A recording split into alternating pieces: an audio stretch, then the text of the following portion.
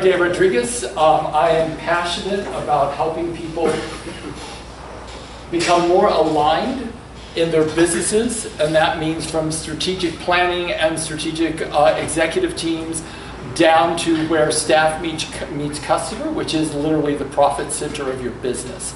So my whole purpose is to help people stop the suffering between their ears, stop the disconnect between their ears, and begin to start showing up in a way that actually contributes to an overall culture of high performance.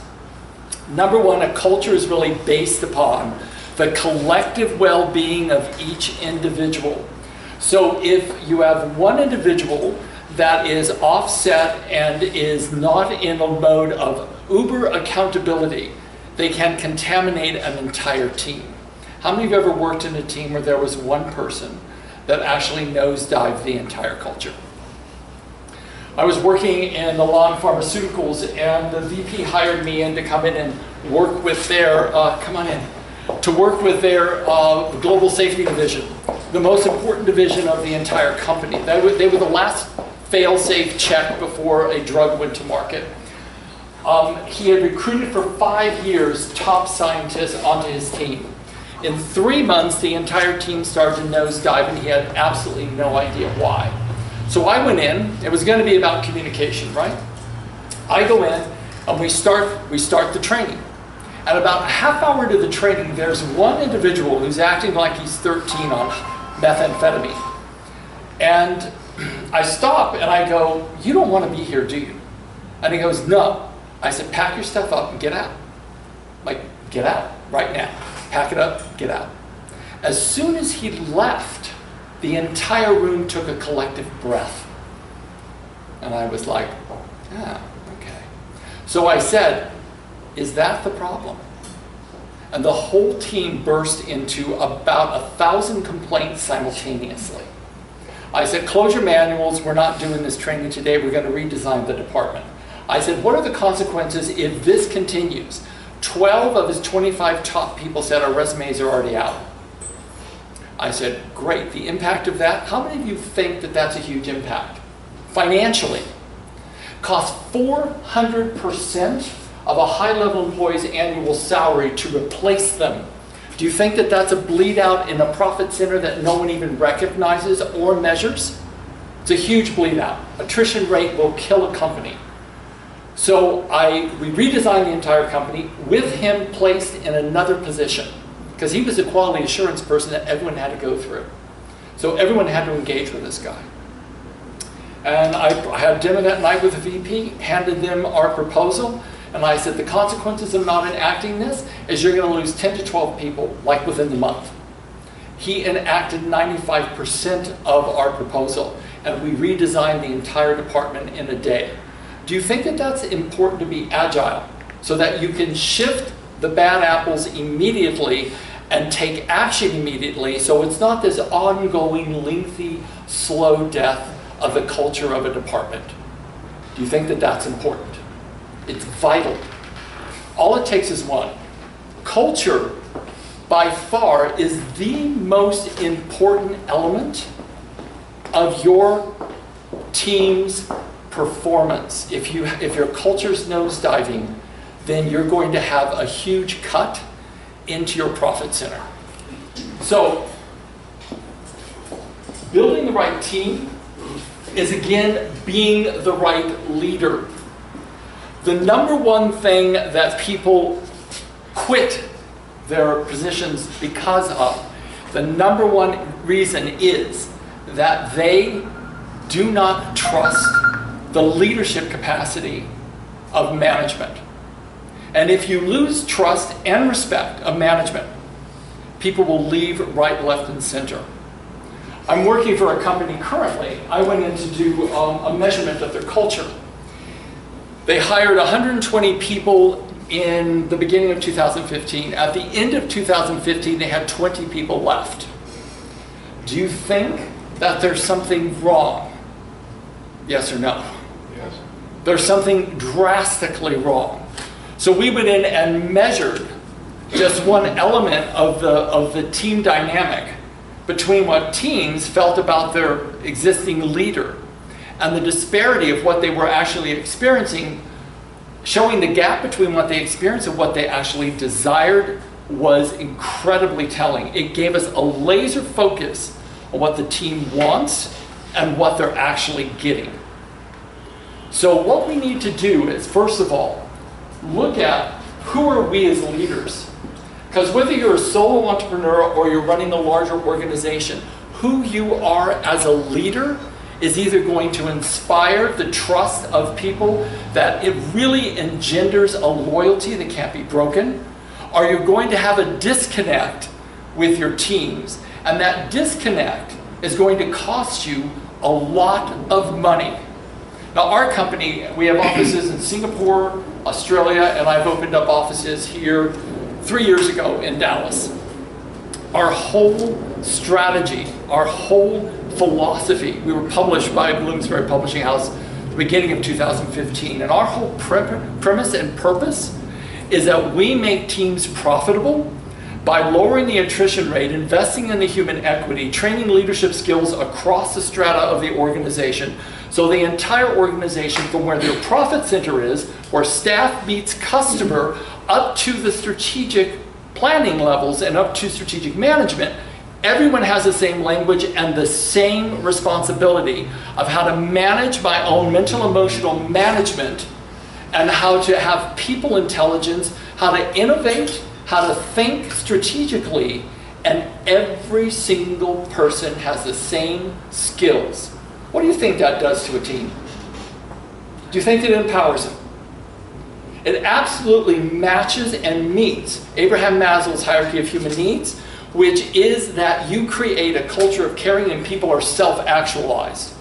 If a company self-actualizes their staff, they become this cohesive whole of people that are grateful for the skills that improve every aspect of their life, and they've gotten it from a company that cares enough about them to invest in their well-being and happiness.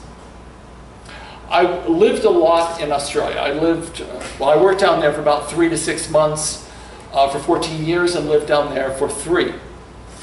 I worked for the largest pharmaceutical distribution chain in Western Australia.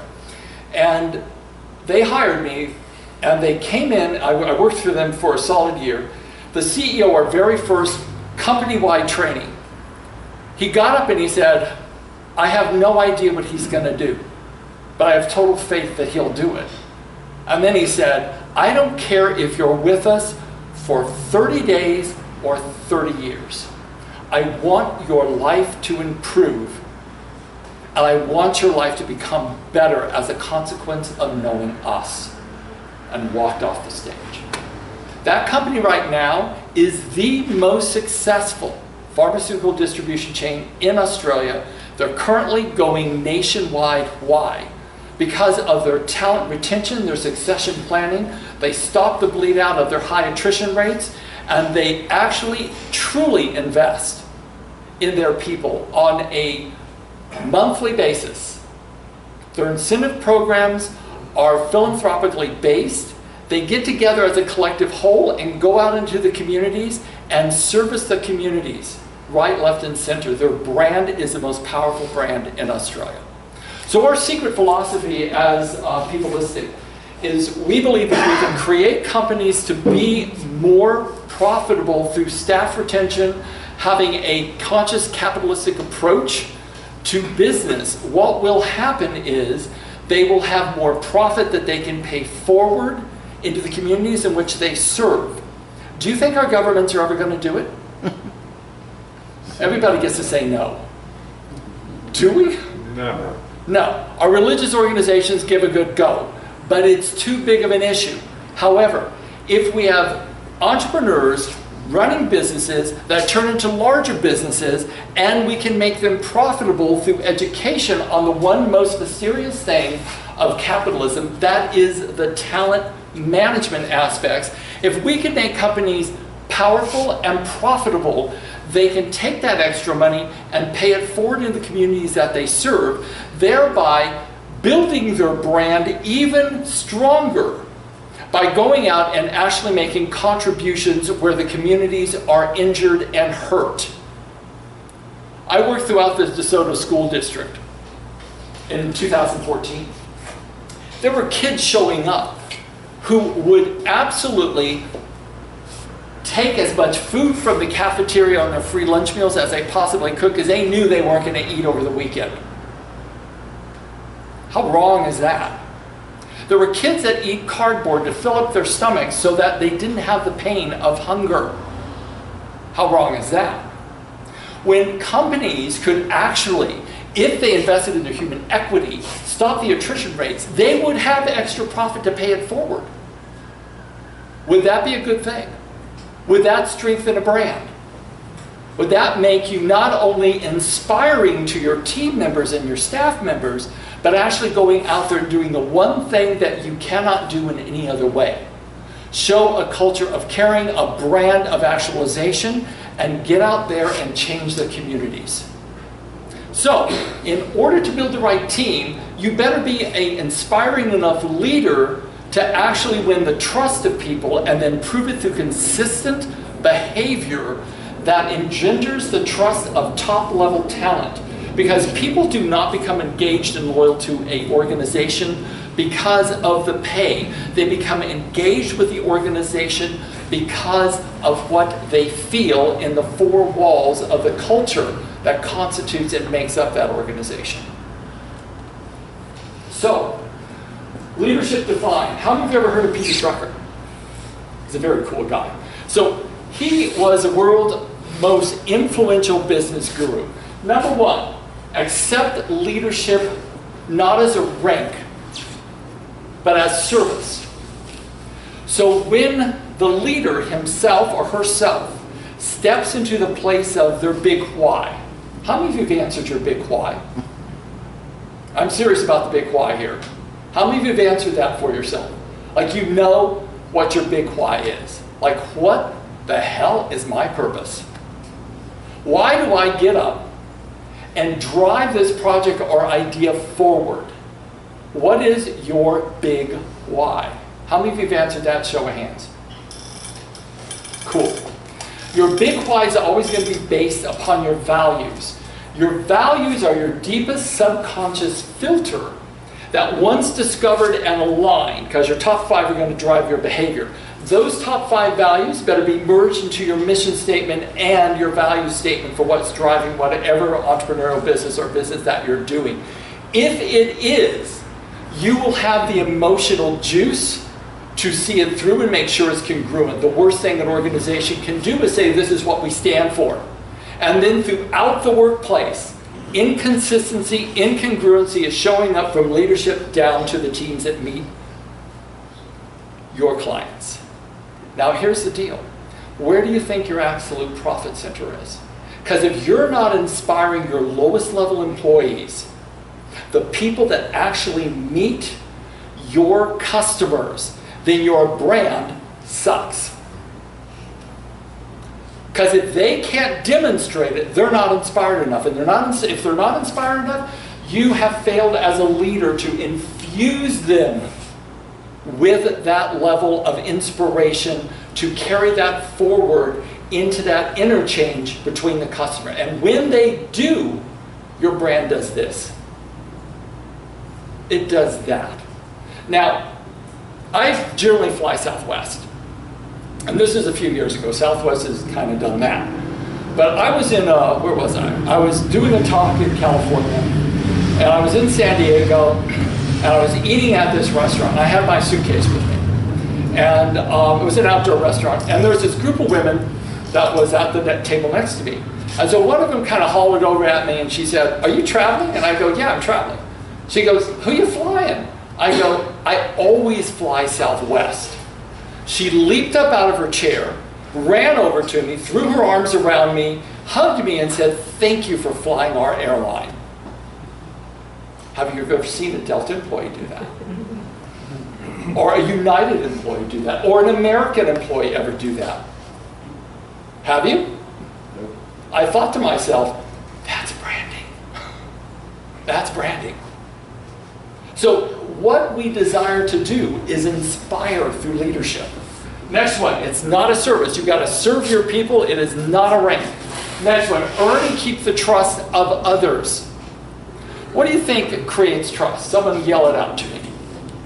And I will call the most embarrassed looking person in the room. Doing what you say. Making and keeping promises. Great, keep your promises. What else? Doing what you say you're going to do. So it's consistent behavior, yes or no? And being that leader in a crisis situation. How many of you have ever been in a crisis situation and watched a leader who said they were a leader crash and burn? Right in front of your eyes. Crash and burn.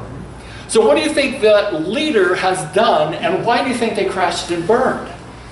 It's because fear was motivating them rather than reason, thinking, and mental emotional management. Fear. You know what fear does? Dumps neuropeptides, clicks on the reptilian brain, and then additionally dumps all kinds of adrenaline, all kinds of cortisol in your body, and biologically shuts down your frontal lobes, which means you go stupid and you cannot reason. How many of you have ever been afraid before? Oh, cool. We have some honesty in the room. So when you get afraid, what happens is that you literally stop your capacity to reason. If you taught yourself a 7-step strategic thinking strategy, you could work your way out of anything. But most people are never taught to think. How many of you have ever taken a course in thinking? Good. Did you take strategic thinking courses? Yes. Unless you take at least 7 different perspectives of a problem, you do not have enough data to make a decision. So think about it this way. Why do teams actually get frustrated, like really frustrated with management? It's because they're never asked their perspective on how we can change this particular point of operation, how we can actually improve the flow. What can we do that the historical problems are constantly showing up, but management never addresses them? How many of you think that management always knows everything? Anybody in the room? How many of you have ever led teams? I've led teams of like 120 people. Scary is the scariest thing I've ever done. How many of you have got leader shame, meaning that you know you're in a position of leadership, but you also know you don't know? Everybody should be raising their hand in this room. You also know you don't know, which means there's an aspect that you don't know. I was training at a university down in Australia called Edith Cowan University, and I was with all these PhDs that had done every leadership training in the world. And at one point I said to them, how many of you have got leader shame? There was a collective gasp in the room. Like, oh my God, that's exactly what I feel on a daily basis. It's like, I'm supposed to know, because I got a PhD on the end of my title, but I don't know. And I have one eye forward and one eye behind me trying to figure out who knows that I don't know. Anybody ever work in an academic setting? Oh, it's very difficult. It's very difficult. So live with integrity. Keep your word at all costs. How many of you think it's challenging to be a leader, keep your integrity, be consistent? Act always as a servant leader?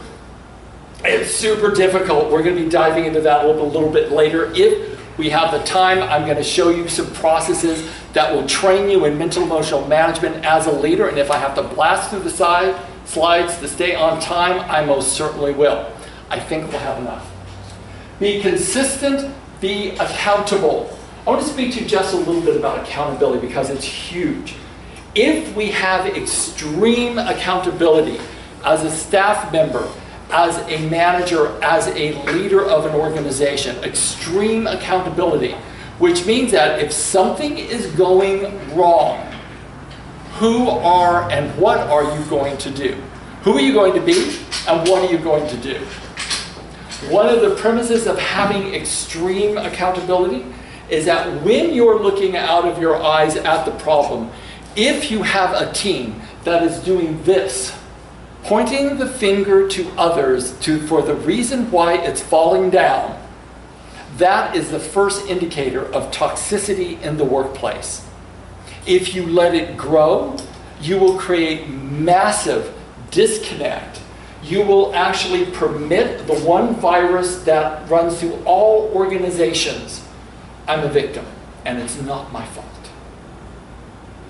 and you'll never be able to push a product or a service or a new idea or your innovations out to market successfully, because not everyone in the particular team has taken extreme accountability. What if, as a foundational process of your culture, was we take extreme accountability? That is what is introduced at the onboarding. That is part of the cultural DNA of your organization, is no one does that. You do this first, you find out what your contribution is to that problem, you generate through a 7-perspective thinking style and cycle to begin to start innovating new ideas. And this can be from a frontline server in a restaurant. You say, this is as much your responsibility as it is me, and I own the company. What is your idea about how we can actually streamline the historical issues that are happening here? I mentioned I ran a company with 120 employees. We were losing $11,000 a month in equipment repair and truck repair costs. I literally did not know what to do. I couldn't give raises, I couldn't give bonuses, I had no resolution. So I called everybody into the warehouse and I said, we've got a problem, it's a company problem, I have absolutely no idea how to resolve it. I want to turn this next hour into an innovation hour, and I need to harvest the genius that's in this room that I don't have. And we presented the problem. I broke them up into pods of thinking to begin to start generating ideas to help us solve this problem as a team. Do you think that's a good idea? It is the most powerful team building process you can do. Why? Because you self-actualize your people. We're all the same. We all have this unending wound, not loved enough, not seen enough, not acknowledged enough, and people didn't care about us. Now, when people come into the workplace, do you think that they leave all their family of origin stuff behind them? Yes or no? No. They drag it right into the team, they project it and transfer it all over their team members, and before you know it, you have a clustered mess. This is why people get really frustrated managing their talent. You know why? Because no one has given those employees the initial skills and tools to empower them to have their own mental and emotional management, to take extreme accountability for their emotional states, to stop the blame, step into innovation, and resolve it no matter what stage of the work they're in, no matter what position they hold. They are accountable. And when that staff member, and you're onboarding someone and you're interviewing someone, you go, we develop the talent. And we hold you accountable to innovate solutions so that you're seen, heard, and we harvest your genius. Do you want to play with us? Or do you not? Because if you're here to be a victim, this is not the place for you. If you're here to be an entrepreneur, an intrapreneur, an innovator, a change agent, so that we can actually take this organization, make it more profitable so we can pay it forward in the communities that we're serving, and we can begin to start healing the pain that is all around us, if you want to play at that level, come on in. When was the last time you went to a job interview and someone actually said that to you? And what would you do if someone said that to you? Would you go, wow, like this is a different kind of company to work for? Because my whole premise is, and my whole passion, I'm like 65 now, and I'm thinking, I've got like 10 more years of 14-hour days in me. And in these next 10 years, it's going to be full pedal to the metal, because I desire to transform as many organizations as possible so they can have this massive effect as big as possible throughout the communities that we're existing in. Do you think that that's a good mission? Yes. That is my big why. That's why I get up. That's what I do. That's why I work as hard as I do, because I'm passionate about that. Oh, by the way, how many of you are you going to croak? Seriously. This is an inevitability, right? I began my whole career working in the AIDS community. Remember AIDS? Yeah. I gotta remember it.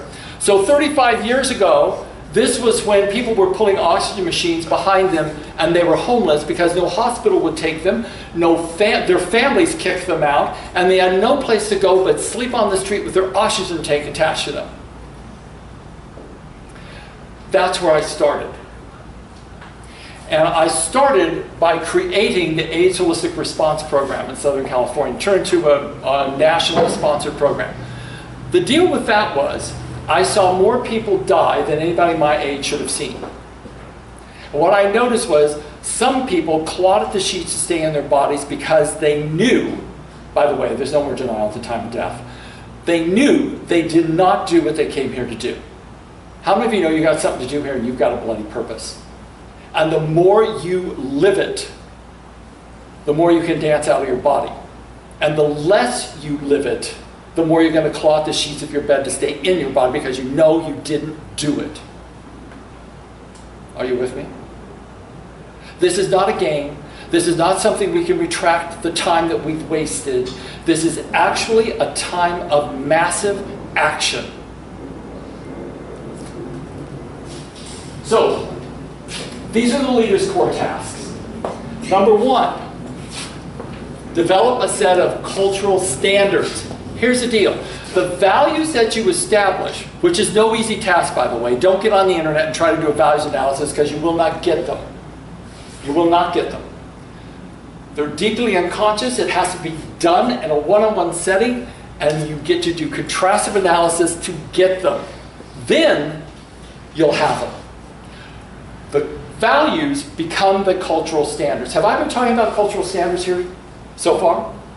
Thinking strategies, people intelligence, innovation, and self-leadership, extreme accountability get to be some of the cultural standards. And from onboarding, even advertising for new talent, and then onboarding, from that point, at that first touch point, that has to be infused throughout, and it must be demonstrated not only by management, but every single staff member. That gets to be, in my opinion, what they get to be reviewed on before you even advance them in their careers. How have they demonstrated your core standards? Next, develop systems of appreciation. And it's not always money, by the way. Not always money. I was talking to a district manager of a company I'm working with that's in 5 states. And the head of corporate, they're in operations, the head of corporate, he said, God, Gary, I'm so glad you called me. It's like we just got off the phone with, I'll call him Fred, with Fred, and he's berating us on that our debt ratios are too high. Our bad debt ratios are too high. And he accused us of not working hard enough. One of the district managers hasn't seen her 4-year-old son since November because she has such high attrition rates because they pay so low in an area where they pay very high for call centers. It's in Utah. They're starting their staff off at $16 an hour. This company only starts them off at $9, and they work them like dogs. She works no less than 14 hours to 16 hours a day, and here is the CEO of corporate accusing them of not pulling their weight. Every one of the district managers flipped out and hung up the phone on a weekly call to corporate. I'm going to have to do some massive cleanup there, aren't I? So what is that? It's a complete ignorance of what and disconnect between departments of an organization. If you don't know what every team member is actually experiencing as a leader, you haven't done your job. And you're not doing your job.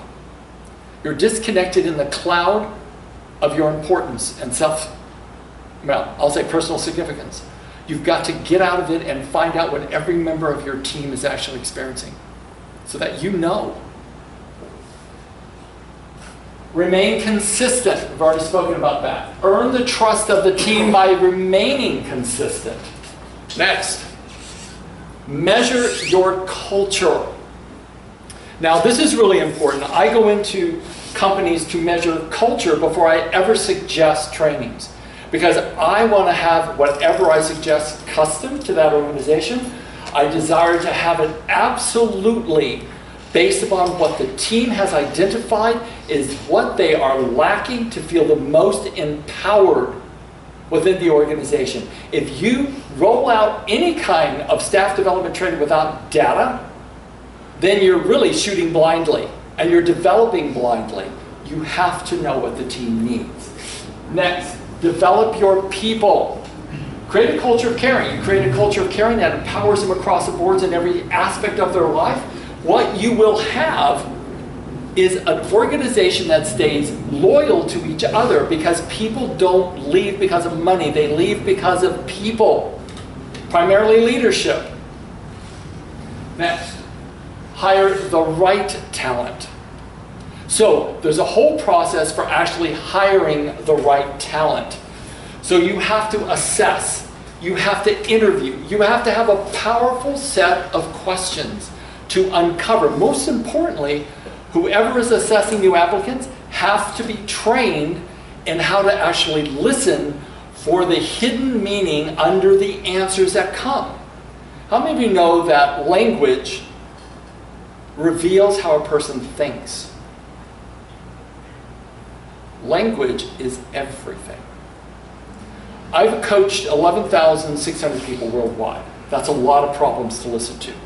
And one of the things I learned was I can go down to the bone with a client in 5 minutes by a set of 2 questions that will uncover their deepest core issues based upon the language choices they answer the questions in. I'll know exactly what the issue is. So it's streamlined. Language reveals thinking. This is why when someone speaks based upon their vocabulary and their word choices, you know exactly what's happening at the deep structure inside of them. Listen to politicians, and you'll become very curious about how they actually think. So hire the right talent. There's a process called meta-programs, which I'm going to be demoing when we get to that particular point of the presentation, which reveals, I only ask probably 12 questions. I can ask 12 questions and know more about you than you've ever known about yourself. They are the deepest unconscious filters a human being has. How many's ever heard of meta-programs before? Robert, that's because you trained with me. But meta-programs, no one even knows about.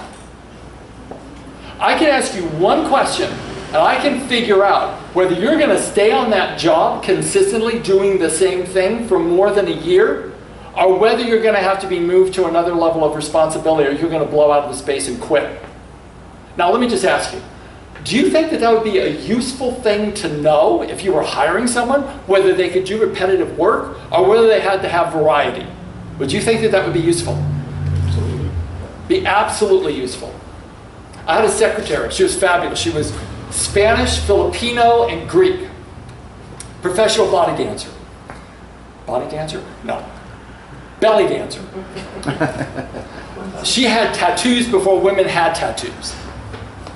She was the most exotic thing I'd ever seen. She had purple and green and turquoise dreads, and she'd come in and she'd sit in my office at the front desk, and people walk in and go, whoa, it's like a light show. And her name was Kali.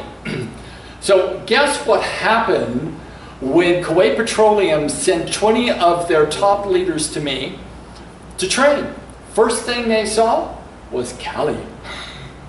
It was very interesting. They were like, we have not seen something like this before.